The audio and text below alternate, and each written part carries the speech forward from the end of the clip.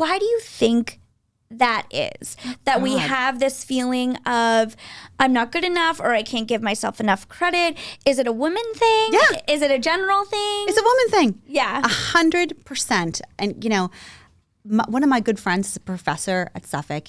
He teaches entrepreneurship, and he came to me a few years ago and said, hey, will you work with my class and speak in my class and we'll run the class around your business.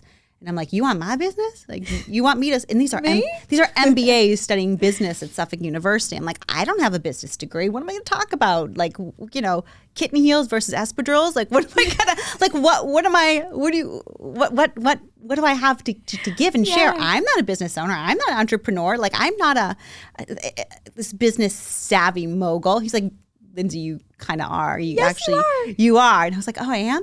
And I think that, that insecurity comes from, at least from my perspective, from being a woman. Mm-hmm. I was at Starbucks a few months ago, and I had a business meeting, and then the person I was working with left, and a gentleman came over and said, what are you guys doing? Are you working on a project? What are you guys doing? And I'm like, would you ever have gone up to a man in a suit and asked him that question? What are you guys working on? I can even tell by the tone of your voice just how condescending it was, and like, oh, so cute, you girls. It's so cute. What are you doing? You're doing a little, a craft, a little arts and crafts, a little DIY. Yeah. What are you guys playing around with over here? Right. What are you making? So it wasn't, and that's just one story, and I could give thousands. That's just one I happened to pull out of the air.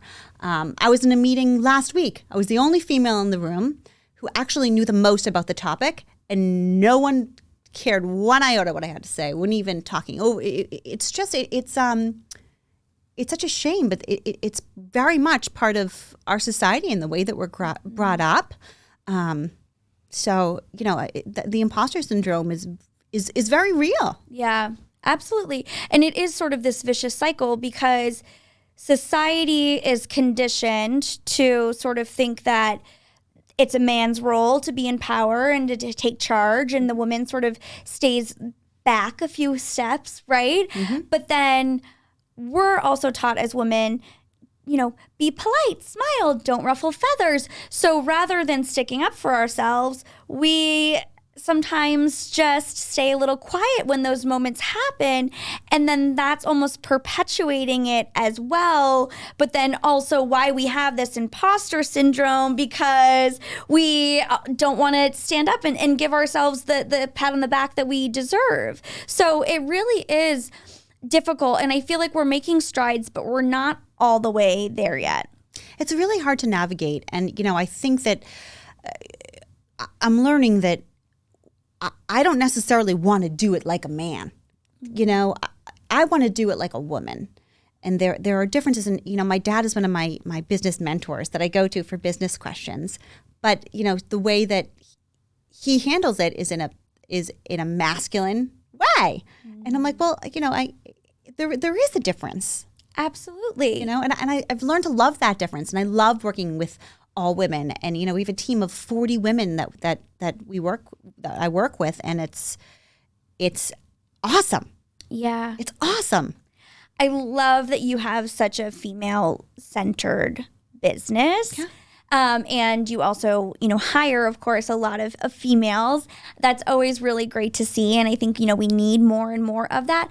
But that's going to be one of the lines from this that I remember. I don't want to do it like a man. I want to do it like a woman. And I think that there's more and more coming out with like the the wage gaps, and with all different things like, women want to be equals. Like, we just want what we deserve. I don't necessarily want exactly what the guy has, but I just want to be either compensated the way that he is, or right? Like, it's not about being equal. We're not necessarily the same. Correct. But we want to be treated with the same amount of respect. We want to be given the same amount of opportunities, and that way I feel like it doesn't always need to be this like crazy competition of like men versus women. It's like we all have different places. Sometimes they overlap, sometimes they don't. Mm-hmm. But it's just like I think we talked about this on the phone call. Yeah.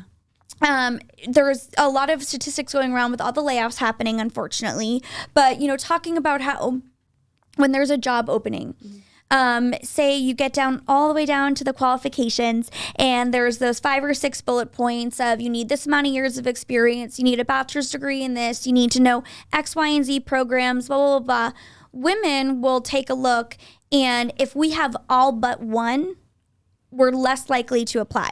Most women will not apply because we'll say, oh, I don't meet the qualifications. Whereas men will take a look at the same list and have virtually only have one. Yeah, only have one.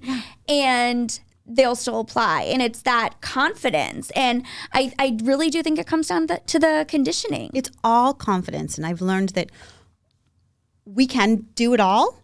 It can be a tough balance, especially being a mom and a wife and a business owner. Those are 3 like really hard things that I've learned to balance.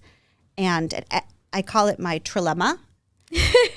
And so when any one of those things is going great, like business is going fantastic and I'm on a work trip and everything's great and I'm on a retreat, and the other 2 things kind of tends to fall away. And then if I'm doing great wife things and we're doing this and we're doing that, like the kids and the business fall away. Or if I'm spending so much time with the kids, it's finding that happy place to balance it all. Yeah. And it's learning to be okay with just being okay sometimes and being really forgiving on yourself and that balance. Absolutely.